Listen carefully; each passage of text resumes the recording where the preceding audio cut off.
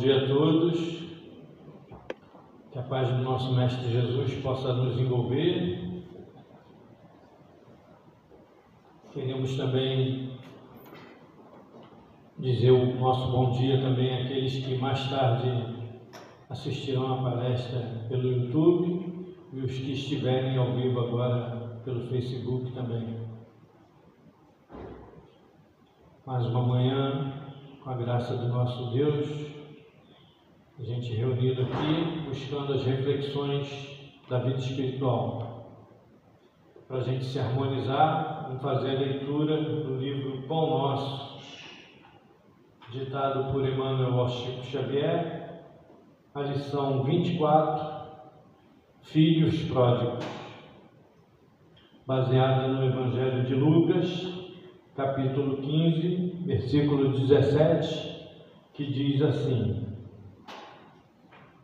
E caindo em si, disse: Quantos jornaleiros de meu pai têm abundância de pão, e eu aqui pereço de fome. E aí então o Emmanuel tece os comentários para a gente refletir. Ele diz assim: examinando-se a figura do filho pródigo, toda a gente idealiza um homem rico, dissipando possibilidades materiais nos festins do mundo. O quadro, todavia, deve ser ampliado, abrangendo as modalidades diferentes. Os filhos pródigos não respiram somente onde se encontram o dinheiro em abundância. Acomodam-se em todos os campos da atividade humana, resvalando de posições diversas. Grandes cientistas da Terra são perdulários da inteligência, destilando venenos intelectuais indignos das concessões de que foram aquinhoados. Artistas preciosos gastam, por vezes, inutilmente, a imaginação e a sensibilidade em aventuras mesquinhas, caindo, afinal, nos desvãos do relaxamento e do crime. Em toda parte, vemos os dissipadores de bens, de saber, de tempo, de saúde, de oportunidades. São eles que, contemplando os corações simples e humildes em marcha para Deus, possuídos de verdadeira confiança, experimentam a enorme angústia da inutilidade e, distantes da paz íntima, exclamam desalentados: quantos trabalhadores pequeninos guardam o pão da tranquilidade, enquanto a fome de paz me tortura o espírito. O mundo permanece repleto de filhos pródigos e, de hora a hora, milhares de vozes proferem aflitivas exclamações iguais a estas. A gente já aprendeu, através da doutrina dos Espíritos, que nós somos um espírito utilizando um corpo para viver experiências. E, sendo o corpo matéria, passado um determinado tempo, ele se desagrega e nós nos libertamos. E o espírito em si, ele só tem o atributo da inteligência, e tudo o que ele consegue aprender nas diversas oportunidades que ele tem de aprimoramento. Isso é uma questão que a gente precisa fixar. E o corpo, então, é só um instrumento para a gente viver experiências. E como a gente foi criado simples e ignorante, há a necessidade da convivência em sociedade para que um possa auxiliar o outro na caminhada. E mais importante ainda é que para adquirir essas experiências, a gente observe as leis de Deus, as leis da natureza. E aí então a gente não se perca nos caminhos do orgulho e do egoísmo e do prazer, que a gente possa desenvolver as nossas aptidões, que a gente possa refletir no que é realmente útil para o nosso aperfeiçoamento, a fim de que a gente não enverede por ilusões que num primeiro momento possam nos satisfazer, mas que mais adiante só vai nos causar prejuízos e fazer a gente cair em si como filho pródigo. Então, quando a gente tem uma oportunidade reencarnatória com atributos de responsabilidade ou de trazer conhecimento para o próximo, que a gente possa realmente utilizar isso e não querer usar em benefício próprio. Tudo que a gente aprende é para a gente compartilhar e para a gente fazer multiplicar com os nossos semelhantes. Quando a gente retém, a gente está sendo egoísta, tem um benefício temporário, mas mais tarde a gente acaba perdendo aquela vantagem, aquela situação e se perde nas estradas. Como espíritos, a gente tem que aprender a utilizar o raciocínio lógico, utilizar ele cada vez mais, porque o pensamento é tudo na vida, e o pensamento é o que a gente leva com a gente, o que a gente constrói. Quando a gente não consegue construir um raciocínio lógico e no caminho do bem, a gente se perde num emaranhado de ilusões, e é onde a gente tem a consciência intranquila e se perde. Então, que a gente possa meditar nesses ensinamentos do Emmanuel a respeito das condições em que a gente é colocado na vida para desenvolver as nossas aptidões. Dito isso, que a gente possa serenar os nossos sentimentos, as nossas emoções e possa, em comunhão com o nosso Mestre Jesus, com os nossos anjos guardiões e com o nosso mentor espiritual da casa, Bezerra de Menezes, elevar o pensamento ao Pai Celeste, agradecendo o dom da vida, agradecendo a oportunidade de aprender, agradecendo o convívio com os semelhantes, o convívio em família, com as oportunidades de trabalho, agradecer a saúde, e agradecer também esses aguilhões que nos fazem caminhar, porque se a gente se acomoda, a gente também está deixando de crescer. Então, que a gente possa, envolvido nessas vibrações fraternais, agradecer ao Pai Celeste. E nesses momentos agora de transformações e nesses momentos em que grupos se organizam pleiteando oportunidades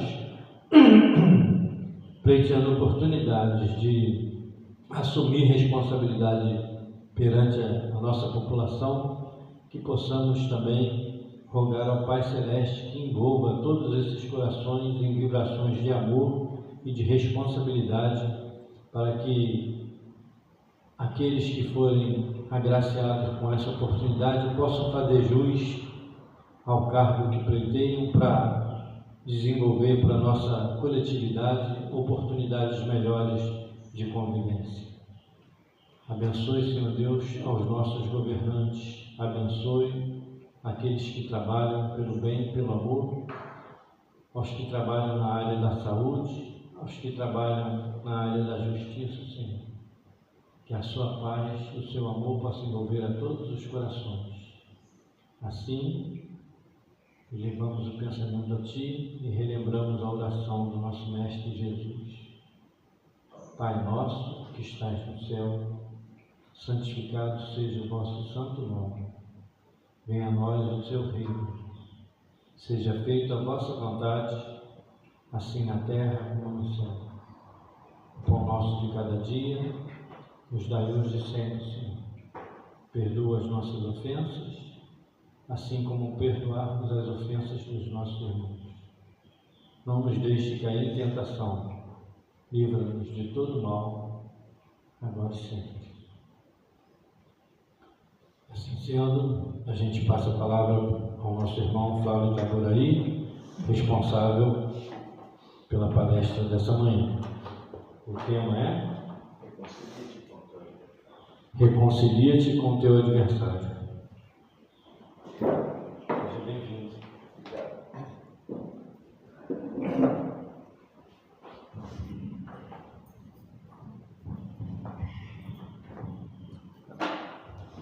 Meus irmãos, bom dia, e que a paz de Jesus possa encontrar guarida em nossos corações.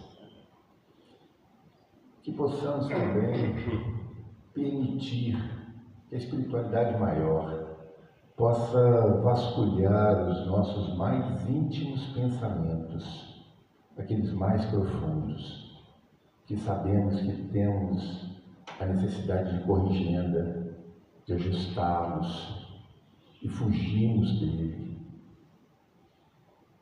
Por causa do orgulho, como bem foi dito aqui na nossa lição preparatória para o nosso irmão, aonde o orgulho nos impede, é o ego nos impedindo de chegar, próximo daquilo para qual viemos aqui na Terra. Na oração dominical do Pai Nosso, que acabamos também de mentalizar, Jesus recomenda, em sua oração, que devemos elevar os nossos pensamentos a Deus no intuito de pedir a Ele que perdoe as nossas dívidas, assim como nós perdoamos aqueles que nos têm ofendido. Perdoar as dívidas dos nossos semelhantes chega dentro desse quesito de termos essa necessidade de reconciliar com os nossos inimigos, adversários. Vai depender da interpretação, mas precisamos encontrar nessa reconciliação a paz que procuramos, uma consciência tranquila, um coração pacificado. Tudo isso nós encontraremos nesse mundo de amor prometidos por Jesus, aonde ele diz que a felicidade, não sendo desse mundo, em que mundo estaria? É esse mundo aonde nós não carregamos mais essa inquietude de ser o dono da verdade, de ser aquela pessoa que cobra, que busca a mudança do outro, em preferência à sua própria mudança, aonde ele julga que o mundo precisa mudar para que o outro, evidentemente o outro mudando, o mundo então melhora para mim. Preciso eu então fazer a minha parte no mundo. Vemos um mundo altamente conflitante nos dias atuais. A gente poderia dizer que a espiritualidade amiga, superior, botou uma placa em nossa consciência dizendo: desculpe o transtorno, estamos em obra. Para que a gente possa perceber, né, que os desvios que estamos fazendo são necessários, porque o caminho que vínhamos trilhando já criou sulcos na terra, dificultando a nossa travessia. Pensamentos antiquados, formas equivocadas de pensar, de mandar, de construir, enfim, várias formas que deveriam estar no passado, mas ainda estamos fortalecendo elas no presente. Em benefício de uma coisa, né? Do nosso bel prazer. Quando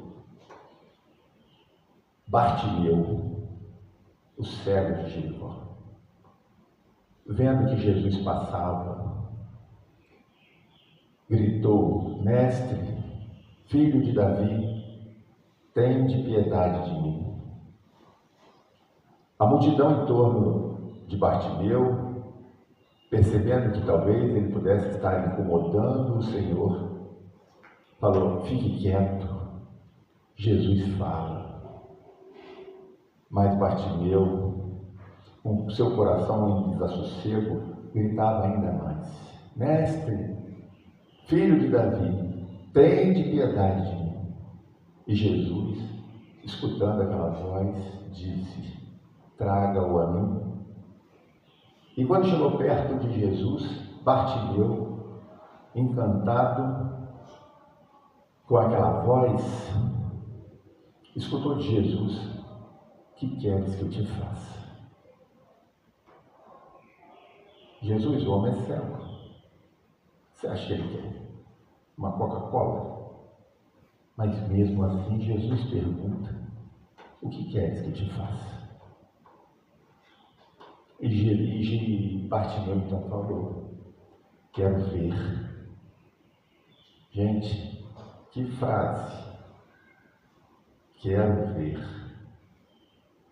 Poucos que estavam ali diante do Cristo tinham estrutura para poder receber essa resposta. E Jesus então disse a Bartimeu: vá, a tua fé te curou. Não eu te curei, nada disso. Vai, a tua fé te curou. Jesus também disse isso àquela mulher que sofria de hemorragia por 12 anos. Vai, a tua fé te curou. Será que temos fé o suficiente para curar daquele maior mal que carregamos, que é o egoísmo e o orgulho? Aquilo que a gente busca constantemente em ser mais do que o nosso semelhante, mais do que o nosso próximo, o tempo todo. E às vezes nos equivocamos, porque chamamos isso de educação. Ele precisa aprender, por isso que eu bato nele, por isso que eu o matei. Ele precisa aprender. E a gente, na nossa ingenuidade espiritual, acreditamos que do nosso jeito é melhor, da nossa forma é melhor. Um lembrete a todos nós espíritas, né? A maior caridade que a gente pode fazer para conosco mesmos é aprender a trabalhar em equipe. Aprender a trabalhar. Porque assim a gente, de certa forma, nós vamos nos livrando do ego. Aquilo que nos escraviza, que faz a gente pensar que a nossa forma é a única, a verdadeira e a melhor forma. É muito comum a gente pensar que, acreditando estar vendo, estamos mais cegos do que imaginamos de ver as verdades do Cristo. Nessa passagem, no capítulo 10, números 5 e 6, temos lá, né, a reconciliação. Reconcilia-te com o teu inimigo enquanto estás a caminho com ele. Veja que é muito mais fácil a gente se reconciliar com o inimigo que a gente vê, aquele que está ao nosso lado encarnado, e muito mais difícil com aquele que a gente não vê. que estão desencarnados. E nessa lição do Evangelho, lá está, de certa forma, bem colocado que quando a gente faz e insiste e persiste no bem, muitas das vezes, em vez de angariarmos inimigos na espiritualidade, facilitamos com que ele possa entender a nossa boa vontade e assim fazemos amigos no espaço. A gente não percebe que quando a gente faz mal à filha de alguém, maltrata uma criança, uma mulher, um homem, um idoso, com a nossa forma ríspida, a gente não sabe quem está do outro lado, desencarnado, nos observando. E através de um pequeno ato vai buscar justiça. Do tipo que qualquer não, mas a maioria dos pais fariam. Ninguém faz assim com meus filhos, não. Quem está pensando que ele é? Nós não estamos vendo, pois o pai dessa pessoa já está desencarnado e acompanha na ilusão de protegê-la. Muitas das vezes estamos no trânsito e a gente não consegue perceber o quanto de animosidade temos em virtude da nossa pressa, da nossa ignorância, e afetamos assim os nossos semelhantes que estão passando e não sabemos o que acontece dentro do outro veículo. A nossa forma então de ver o mundo, ela é muito particular e muito, de certa forma, egoísta. Todo automóvel, tem um espelho retrovisor. E a gente sabe que quando a gente olha pelo espelho retrovisor, a gente tenta olhar para trás. A tecnologia está buscando de todas as formas melhorar a capacidade do motorista enxergar atrás de uma forma mais ampla e mais completa. Isso se assemelha um pouco à nossa vida, porque os espelhos retrovisores dos carros comuns, eles têm ali uma questão que a gente chama de ponto cego. Ponto cego. É a hora que você olha por todos os espelhos para trás, mas a sua atenção tem que estar voltada para frente, e você perde um pontinho ali, um lugar que você não viu. Isso é causa de muito acidente. Um pequeno desvio no olhar, um pequeno ajuste no retrovisor seria o suficiente para a gente não cometer esse erro na direção. Mas o carro ainda não está preparado ainda para nos livrar, principalmente os populares, de nos livrar dos pontos cegos. Quando caminhamos também, a gente não percebe o ponto cego que temos. A gente está do lado do nosso semelhante e ele passa por problemas. E às vezes a gente não tem a caridade de ouvi-lo atentamente. Estamos com pressa. E a gente perde esse gap, esse ponto, aonde talvez ali encontraremos um pequeno deslize. Certa vez, escutando de uma amiga, dizendo que a sogra dela estava muito chateada com ela. E por que a sua sogra ficou chateada com você? Flávia, eu estava lá na casa dela com meu marido e as crianças, e era a hora do almoço de domingo, e acabamos de almoçar. Eram as 2 horas da tarde. Quando de repente me atinei que minha sogra tinha feito o almoço. E estava tudo por conta dela. Acabamos de almoçar, meu marido foi assistir futebol, os filhos foram brincar, e eu vi que ela estava atenta a arrumar a cozinha. Levantei antecipadamente e fui para a cozinha dela. E cheguei lá e comecei a lavar prato. Comecei a arrumar para ela. Ela saiu da cozinha, chegou no ouvido do meu marido, filho dela, e falou: manda sua mulher sair de lá, a cozinha é minha. O marido chegou lá e falou assim: meu bem, deixa sair, depois a gente lava. Mas a sua mãe fez a comida e arrumou tudo direitinho, deixa eu ajudá-la aqui. Não, meu bem, sai. Vai lá para a sala assistir televisão, deixa que a mãe arruma. E nisso, ela não estava entendendo direito. Depois o marido contou a ela, né? A mãe não gosta que as pessoas fiquem na cozinha dela. Experiências. É bem provável que essa sogra, à noite, chegue perto de alguém, do marido, de um outro filho e diga: nossa, senhora, já estou cansada do domingo. Eu tenho que fazer comida, depois ainda tenho que arrumar a cozinha, e depois eu tenho que fazer isso. E ela não consegue perceber que as pessoas que estão em volta dela querem ajudá-la, querem compartilhar, querem trabalhar em equipe. Mas a cozinha é dela, é do jeito dela.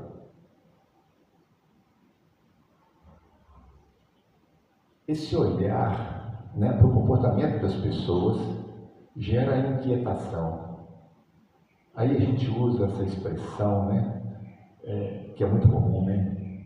Minha família, minha casa, meu carro, meu país, minha religião, meu.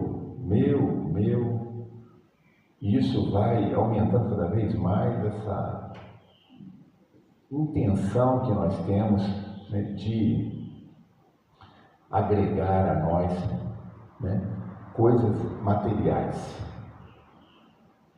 E o outro também busca isso. E logo estamos arrumando confusão, o que é meu e o que é seu. Evidentemente, né, temos responsabilidades, coisas que precisamos estar atentos para que não nos percamos durante a caminhada e deixar em descuido, né, aquilo para o qual viemos.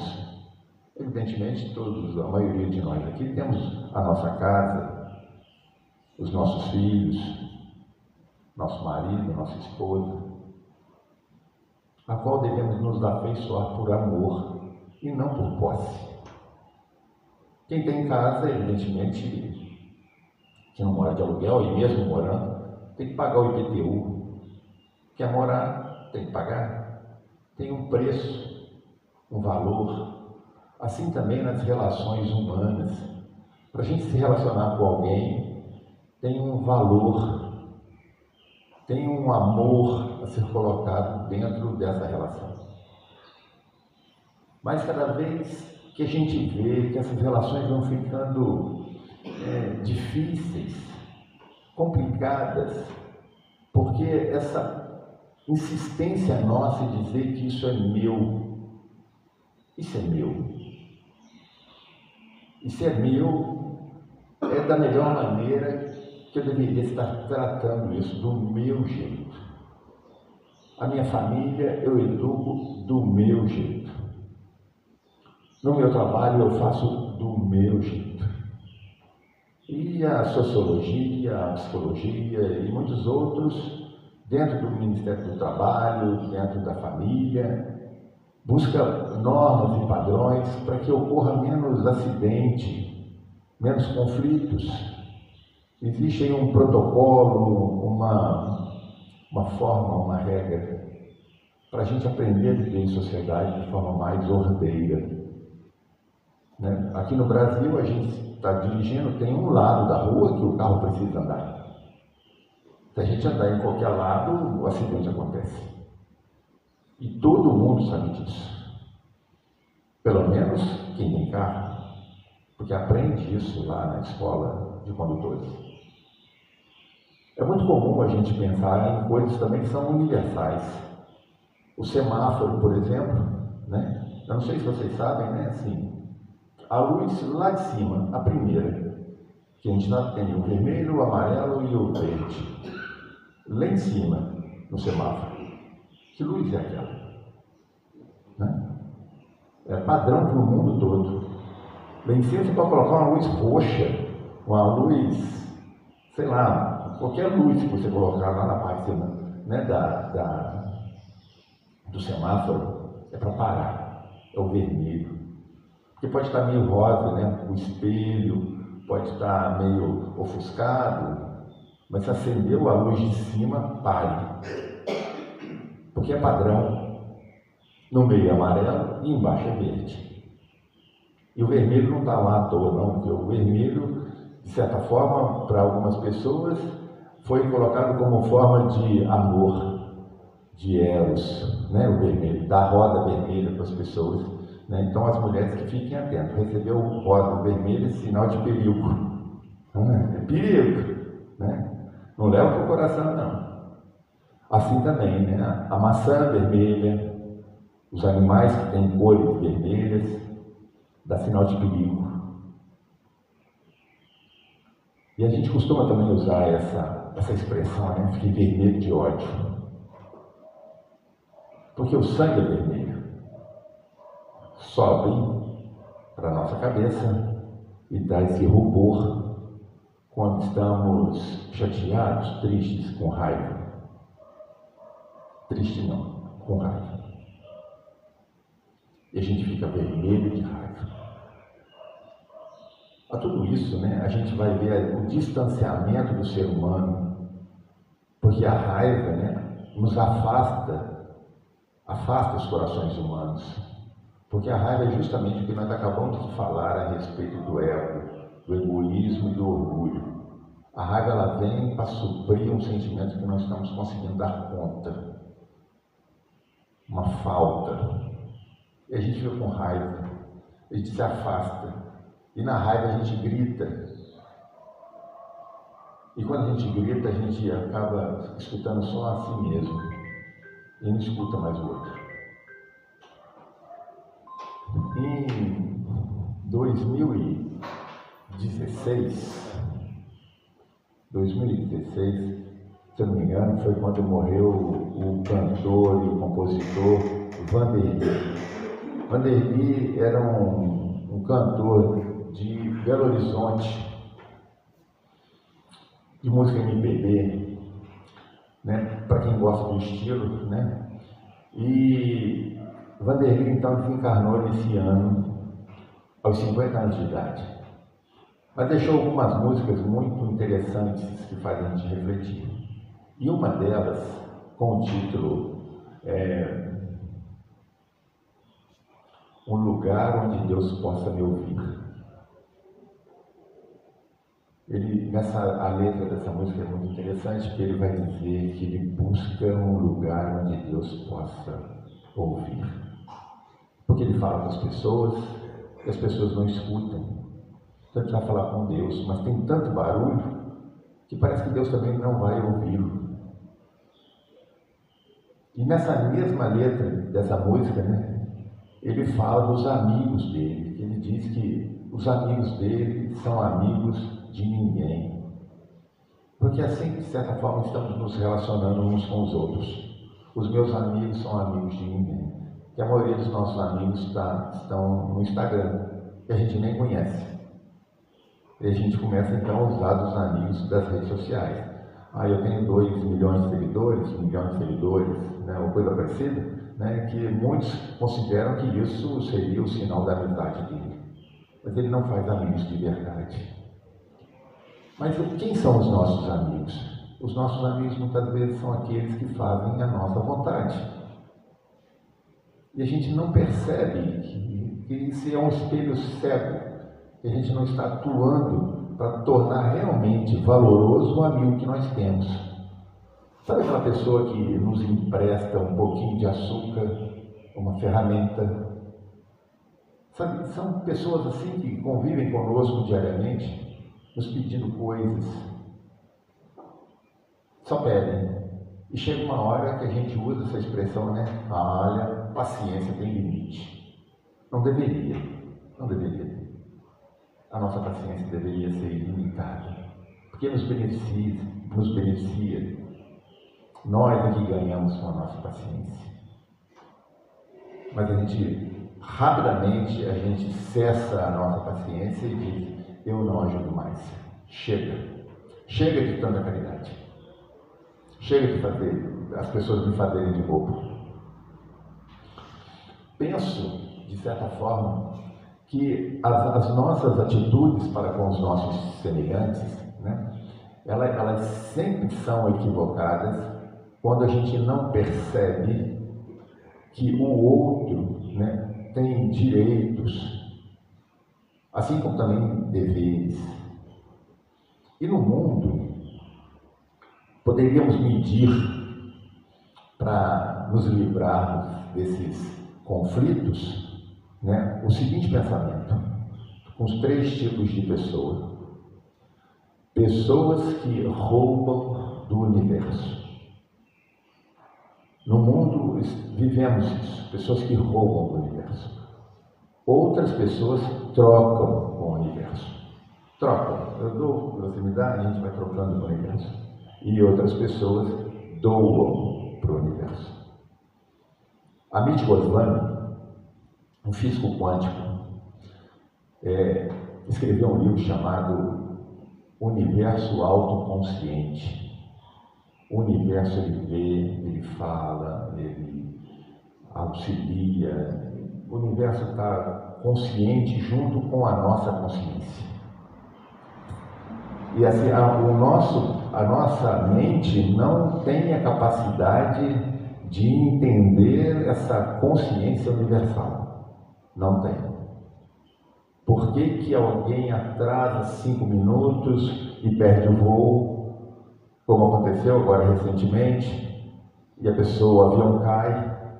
Por que alguém briga, né, no guichê da passagem, mesmo estando na hora, e revoltado não vai? Essa lógica, esses encontros que o universo faz, é muito complicado para a nossa mente entender. Porque, de certa maneira, alguém, né? Eu não gosto muito de viajar indo para o Rio, porque ou tem trânsito tumultuado na Avenida Brasil, ou na linha vermelha, ou então tem acidente na serra. Então, o estresse aumenta muito, né?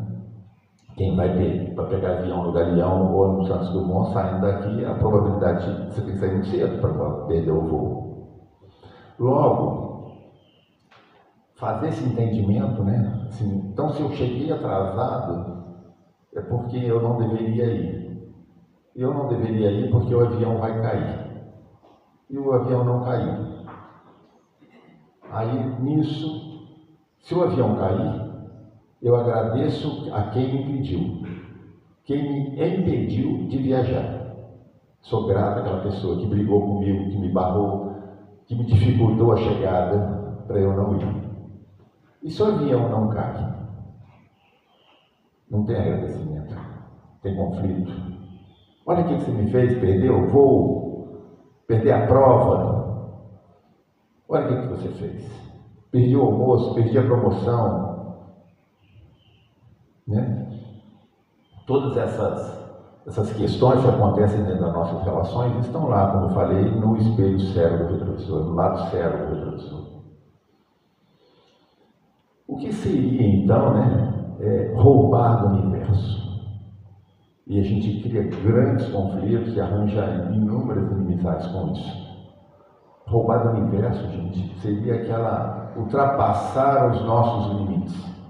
Os limites de viver bem em sociedade. Quando a gente busca coisas que sejam boas só para nós. Preferências. Então, é muito comum a gente encontrar isso no dia a dia. Se porventura a gente... Hoje não mais, né? Mas antigamente acontecia muito isso. Você chega no banco para pagar sua conta, na casa lotérica, aí vem alguém, passa pela fila toda, vê que tem um amigo lá na frente e fala: quer lugar para mim aí? Paga as minhas contas. E dá aquele maçaroca de conta para pagar. Antigamente tinha muito disso. Hoje a gente paga direto do celular. E a pessoa então achava que estava levando vantagem. E saía de lá, e se porventura alguma coisa depois acontecesse com ela, era um reajuste com o universo. Às vezes a gente acha que está levando vantagem em determinadas coisas e está perdendo do outro lado. Quando a gente tenta reter uma coisa, a outra escapole, porque o universo está vendo, ele está consciente das nossas ações. O outro fato é a gente trocar com o universo. Eu passo pela rua, encontro alguém vendendo alguma coisa, solicitando alguma coisa, mesmo que eu não precise, mas eu vou lá e troco com ela. Eu dou um dinheiro para cá, ela me passa uma mercadoria. Eu encosto o carro no estacionamento, o flanelinha pede os R$5. E aí eu vou começando a ver essas relações de troca. Toma conta para mim. Mas o que é mais interessante é a gente ver quem doa para o universo. O universo observa quem doa, quem não retém, que recebe uma coisa e passa adiante. Recebe e passa, recebe e passa.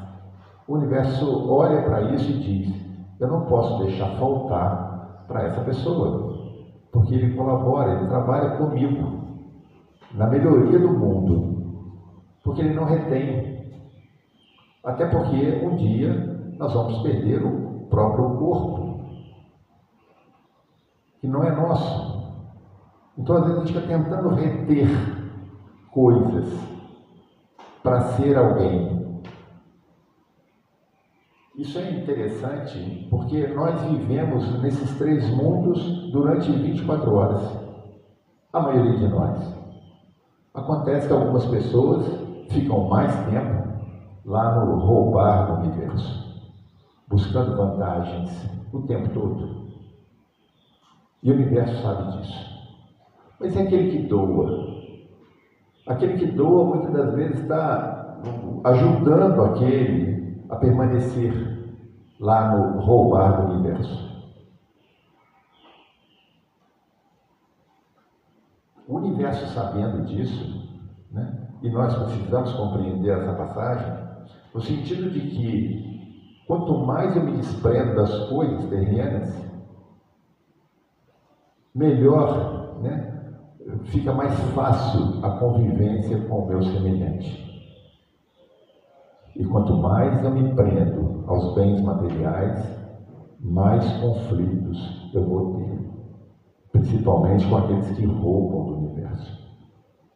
Porque se eu tenho muito, ele acha que ele tem pouco, ele invade a minha casa e tira as minhas coisas. E a vida faz isso com a gente. A vida vai roubando da gente, vai tirando a gente a força para a gente aprender o que tem valor na vida. E a gente não percebe isso. É mais ou menos esse olhar que a gente vê, né, de estar durante o dia do dia de hoje, da nossa existência, a gente vai passar por isso. Horas a gente vai querer levar vantagem, horas a gente vai querer trocar e horas a gente vai querer doar. E quando a gente doa, a gente gera dopamina, ocitocina, hormônios que nos dão essa sensação de felicidade. E Jesus é muito categórico dizendo: a felicidade não é desse mundo. Porque vocês estão sempre querendo reter coisas, ter coisas. E quanto mais velhos vocês vão ficando, mais coisas vocês querem juntar. Está na hora de partir. E mesmo assim, eu quero muito, eu quero mais. Porque eu estou ficando velho, eu estou envelhecendo, eu já estou com 30 anos. Eu quero ter bastante coisa. Depois a gente vai ficando ainda mais idoso, com mais idade. A gente julga, então agora estou com mais experiência. Mas também está com mais boleto para pagar, com mais preocupação, com mais e mais, porque eu quero ter mais coisas. E dentro desse viés todo da nossa vida, se a gente pudesse perguntar, né? Por que eu ainda continuo cego? E daqui a pouco eu vou ter que abrir os olhos para a verdadeira vida, aonde eu não possuo nada. Então, fazer a reconciliação com o nosso adversário começa, em especial, né, no desprendimento dos bens terrenos. Lembra da sogra? É a minha cozinha, eu não quero que ela vá lá. Minha querida, essa cozinha vai ficar com você durante pouco tempo. É uma questão de você conversar. A sua nora não é sua adversária, não é sua inimiga. Trabalhe em equipe com ela. Permita, né, que outras pessoas possam trabalhar com você. Na casa espírita, né, nos outros lugares. Né? Vou aproveitar e fazer aqui o merchandising, porque porque eu sei que estamos sendo acompanhados também pelas redes sociais, pela internet, né? Lá no Abrigo Viver, né, estamos precisando de voluntários, né? O Abrigo Viver fica ali do lado do bairro Caieiras, lá no Alto Morro, ali na Califórnia, no bairro Califórnia, né? Onde faz tratamento dos nossos irmãos que estão com HIV. E temos lá pessoas, né, necessitadas de auxílio, porque são acamadas, algumas, outras não, mas necessitam da medicação, de almoçar, de limpar o ambiente para eles. Todas essas situações que são feitas por voluntários. Estou lá todos os domingos, de 6 da tarde às 10 da noite. De 6 da noite, né? Às 10 da noite. No meu plantão, que é um plantão apenas de 4 horas, menos o plantão depois, quem vai depois das 10 da noite, que vai até as 6 da manhã, para não precisar sair de lá de madrugada. Então, um plantão de 6 da manhã às 10 da manhã, o outro de 10 às 2 da tarde, de 2 da tarde às 6 da noite e de 6 da noite às 10 da noite, às 22. Então, aqueles que se sentirem tocados, né, em querer fazer esse trabalho voluntário, né, pode ligar para lá, os contatos também existem na internet, Abrigo Viver. Estamos lá prontos, né, para poder dar ensinar as pessoas, né? Ensinar é muito forte, né, mas assim, trocar com as pessoas algumas experiências a respeito dessa enfermidade, né, e ajudar os nossos irmãos sem muita discriminação. Então, aqueles que se sentirem à vontade, né, só ligar para lá e marcar o horário de visita e passar pelo plantão escola, onde as pessoas vão aprender a lidar com a troca de fralda, com a medicação, com a alimentação deles, né, lavando roupas, fazendo comida, enfim, trabalho voluntário, como se fosse um hospital escola. Nos ajuda muito a nos desprender, né, dos nossos bens, da nossa tranquilidade, que às vezes ainda temos, para a gente poder dividir com o outro, né, um pouco do nosso tempo. Enfim, esse olhar, então, de que os nossos conflitos, eles se dão porque nós nos apegamos aos bens materiais, nos apegamos a ideias pré-fixadas de que do nosso jeito é o melhor jeito, sem passar por um crivo, sem passar por uma discussão em equipe. Isso leva a conflitos e leva a guerras, brigas. Por que então temos tudo isso, né? Por que então temos conflito? Porque a gente se apega às coisas, se apega às ideias e não permite uma mudança. E o mundo, como diz a música de Lulu Santos, né? O mundo muda o tempo todo. Todo o tempo o mundo está mudando. Mas esse mundo que muda não é o mundo de fora, é o mundo interno. É o nosso mundo que muda.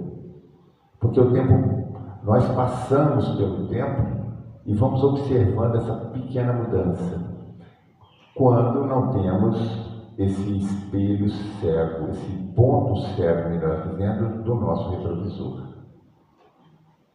O mundo do lado de fora, esse que a gente está vendo, é só a gente parar de mexer nele, ele volta ao que era antes. Vocês já pararam? Tem uma série na National Geographic que fala, né, um mundo sem nós. Né? Se o ser humano sair do mundo, em alguns anos, ele volta ao que ele era antes, lá no seu tempo primitivo. Isso tudo cai, rui e vai embora. Fica do jeito que era antes. Só muda porque nós mudamos. Então a gente poderia pensar, né, que dentro desse quadro, aonde nos encontramos, tendo a necessidade de reconciliar com o nosso semelhante, se dá porque temos conflito com eles.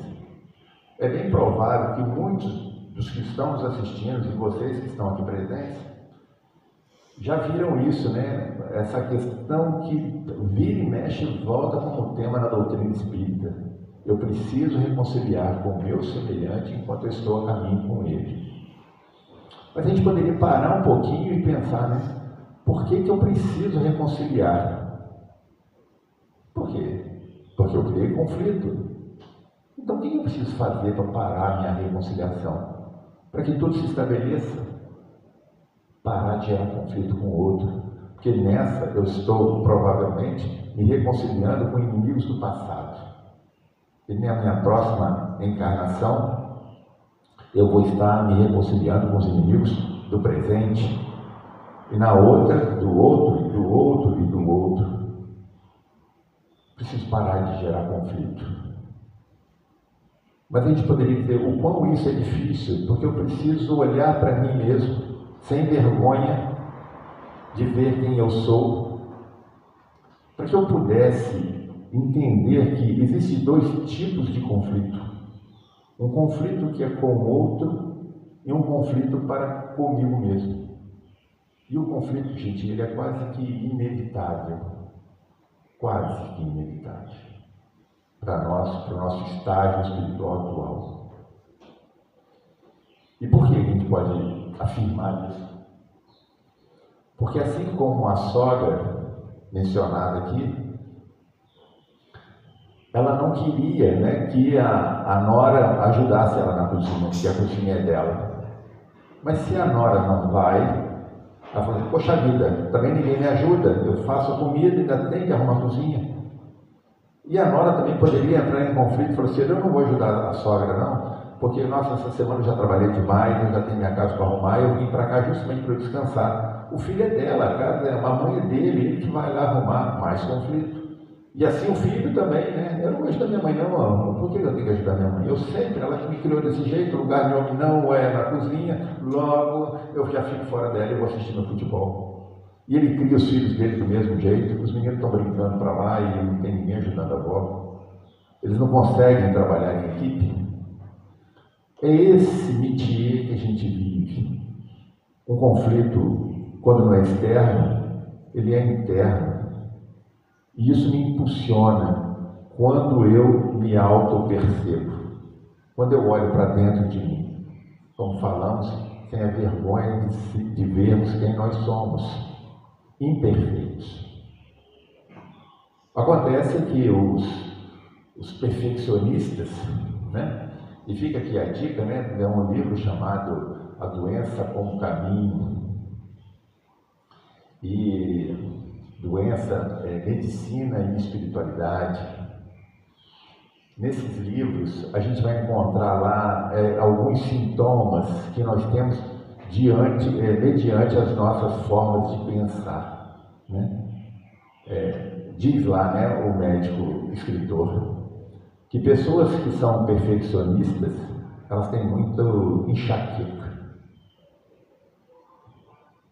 A cabeça dói, buscando a perfeição, nesse mundo imperfeito. E não tem jeito, né? Não tem como a gente tornar o mundo perfeito. Ele precisa ser imperfeito para que a gente se torne perfeito através dele.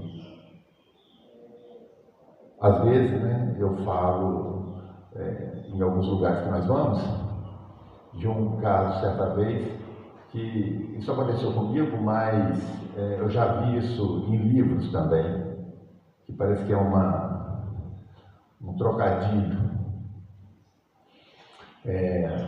Está lá no livro, que é mais acertado, né, a história de um cara que estava limpando um terreno, fez um terreno, deixou ele limpinho, tirou todo o mato, tirou toda a sujeira e plantou flores. Aí ele estava lá regando as flores, me passa um vizinho e fala, ei amigo, que coisa bacana que você fez. Não é? Deus é muito bom, né? Deus é muito bom, olha, fez as flores para alegrar o nosso dia. E ele perguntou, se é ruim, hein? Se eu deixasse isso por conta de Deus, estaria um matagal só. Acontece acontece, veja que interessante, né? Ele não está errado de falar isso. Mas naquele matagal só que Deus deixou ali crescendo, que é a natureza, né? A gente sabe que não é Deus, é a natureza, já tem uma lei que rege isso. Naquele matagal só tem borboleta, tem passarinho, algum camundongo, barata, tem outros animais que gavião passa ali, pega e come, enfim, uma série de outras coisas da natureza. Mas a pergunta que nos cabe é: olha só como ficou bonito agora esse terreno todo florido. E a nossa pergunta seria, né? Ficou bonito para quem? Para quem? Pergunta isso para o camundongo, para a coruja que buscava ali o seu alimento, para as borboletas? Pergunta isso para eles. Mas vem um cara aqui dizendo ser bem intencionado, que deixar esse lugar bonito. Olha como é que está. Só tem flor aqui agora. As abelhas estão felizes, mas as moscas não. As moscas não. Mas as moscas têm que morrer, né? Mosca? Para que serve mosca? Só para perturbar a vida da gente. As moscas, no lugar incerto, fazem um trabalho que necessitam. E a nossa cabeça de perfeccionista sai querendo matar tudo quanto é mosca, tudo quanto é barata, tudo quanto é morcego, tudo quanto é jaca, tudo quanto é bicho bravo, feio e ruim, a gente quer matar. Tudo aquilo que a gente não compreende. O trabalho daquele bichinho a gente quer matar. E assim também quando surge alguém diferente no nosso meio, a gente quer exterminá-lo, a gente quer voltar à origem daquilo que era antes. Então, essa nossa compreensão de achar que as mudanças acontecem, mas a gente quer que permaneça o fixo, como se fosse uma cicatriz no corpo. E é essa cicatriz, né, que a gente carrega durante a nossa vida, quando nós acreditamos piamente que a nossa forma de agir e a nossa forma de pensar é a mais certa do que a do nosso semelhante. É o amor que faz com que a gente compreenda isso. Eu gostaria, nós já estamos finalizando, e ontem da minha casa a gente faz o culto no lar, às 7h. E eu tenho 2 filhos praticamente especiais, né? O Vinícius, que tem síndrome de Down, né? Ele que faz as nossas orações. Só que a oração, ele não sabe falar direito, né? A gente tem que entender o que ele está querendo, né? Fazer uma interpretação da linguagem dele. Mas ele aprendeu a fazer a oração do Pai Nosso e da Ave Maria. Eu acho muito bonitinho, porque ele começa a falar assim: olha, Angela, o gajo é nome. Aí a gente vai repetindo atrás dele. E eu falo para ele assim: meu filho, quando você se encarnar, por favor, lembre dessas orações. Né? Lembre disso. Eu sei que você fala de qualquer jeito, mas ele não entende o que a gente fala ainda, né? É muito comprometido. O grau, né, da síndrome de Down dele é muito comprometido. Então aí ele fala: a Maria, mãe de Jesus. Que coisa que o Espírito fala, né? A Maria, mãe de Jesus. Ele não fala a Maria, mãe de Deus. Assim, que percepção, ele já vem na palestra, escuta as pessoas fazendo oração. Então a importância de se fazer o Pai Nosso, né? Para que as pessoas possam. Existem orações muito belas, Divaldo faz muito isso, muita gente faz muita oração bonita, mas a necessidade de a gente levar o culto cristão para o nosso lar, uma vez por semana, meia hora que seja, 15 minutos, com biscoito e Coca-Cola em cima da mesa, se as crianças ficarem agitadas, mas a gente poder juntar em família e falar coisas positivas para eles. Ensiná-los a fazer oração, aquelas que vai muitas das vezes livrá-lo e ajudá-lo nos seus momentos mais difíceis.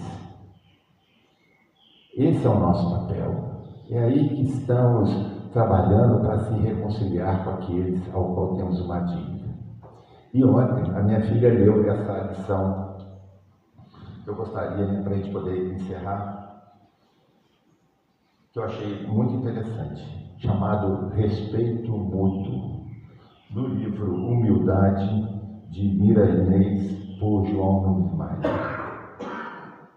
E diz assim: respeito mútuo. Nas condições de espíritos em trabalho na Terra, temos por dever respeitar os direitos dos outros, porquanto sempre precisamos da presença deles, no trabalho, no lar e na própria vida. Por que julgar os semelhantes? Por que ferir? Por que contrariar seus objetivos? Cada um tem uma tarefa, às vezes diferente da nossa. Cada mundo tem um lugar diferente no universo, mas todos têm utilidades no âmbito da vida. Cada árvore deve ficar em determinado lugar, para a paz de todos. Cada porção de água no mundo tem sua missão no lugar em que se apresenta. Cada nação tem seu ministério no campo que lhe pertence. Cada povo se entrega ao trabalho onde Deus os colocou. Enfim, o que existe está cumprindo sua tarefa, em se buscando a harmonia do todo.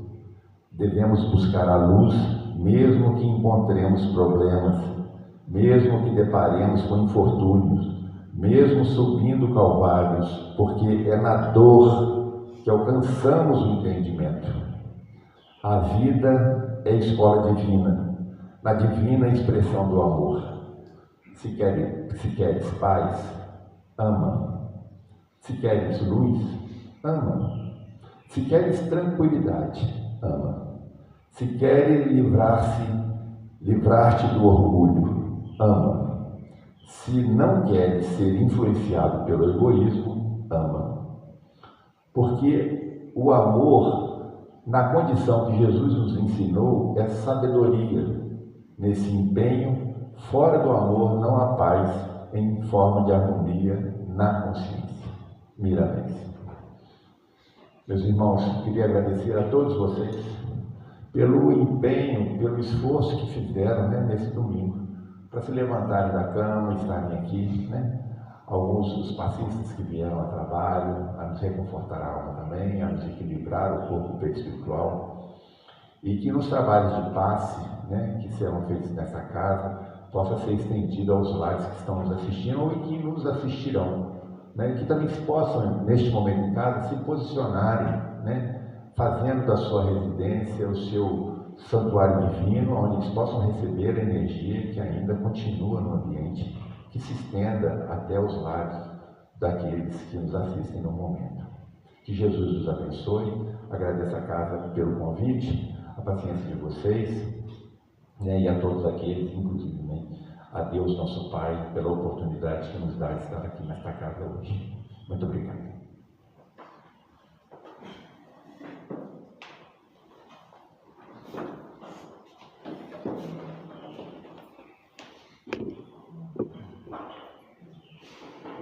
A gente que agradece a oportunidade de ouvir suas reflexões, agradece ao Pai Celeste que permitiu que você estivesse aqui e que intermediasse essas instruções dos Espíritos para a gente. Assim, meus irmãos, terminamos mais uma manhã de palestra. A gente vai lembrar aqui as atividades da casa. Hoje, domingo, sempre às 9 da manhã, a gente se reúne para palestra pública. Na segunda-feira, a gente tem a reunião mediúnica privada. Às terça-feira, tem o estudo mediúnico online. Na quarta-feira, às 15 horas, tem o estudo do Evangelho presencial. E às 19h30 tem palestra pública também. Às quinta-feira tem o estudo sistematizado. eu pulei a segunda-feira, também tem o estudo do Evangelho também online, também às 19h30.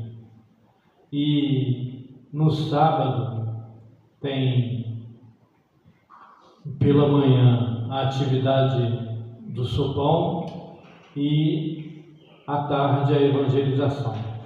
Todos convidados aos estudos, às atividades da casa e também a se associarem à casa, para que a casa possa desenvolver cada vez mais a atividade de divulgação do Evangelho e da experiência de a gente aprender a caridade, que a gente possa na nossa vida colocar na prática a doutrina espírita. Então, convidamos a todos para que a gente possa elevar o pensamento ao Pai Celeste em oração, agradecendo essa oportunidade da manhã de esclarecimentos e desses benefícios dessa comunhão, desse momento de reflexão e de serenidade de espírito, por tudo que a gente recebe da espiritualidade maior. Que a gente possa conservar essa harmonia, essa serenidade no decorrer do nosso dia, por onde quer que a gente vá. Que a gente possa aprender a manter esse equilíbrio, apesar de todas as adversidades que possam surgir, todos os desafios que possam surgir, que a gente possa estar em comunhão com o nosso Pai Celeste, manter o equilíbrio e a fé. E assim, então, mais uma vez, elevamos o pensamento ao nosso Pai Celeste, ao nosso Mestre Jesus, agradecendo e implorando a sua misericórdia. Pai de infinito amor e misericórdia, ouve a nossa prece, despeça-nos em paz, que possamos estar sempre em sintonia contigo e que possamos sempre lembrar dos vossos ensinamentos e nos esforçar para manter o controle das nossas vidas e das nossas atitudes, caminhando no bem e na humildade. Lembrando agora a oração que aprendemos com os nossos pais, lembrando Maria. Ave Maria, cheia de graça, o Senhor é convosco, bendita sois vós entre as mulheres, bendito é o fruto do vosso ventre, Jesus. Santa Maria, Mãe de Jesus, rogai por nós, pecadores, agora e na hora da nossa morte. Assim seja. Aqueles que precisarem do passe, é só permanecer em silêncio no salão e os passistas possam se deslocar.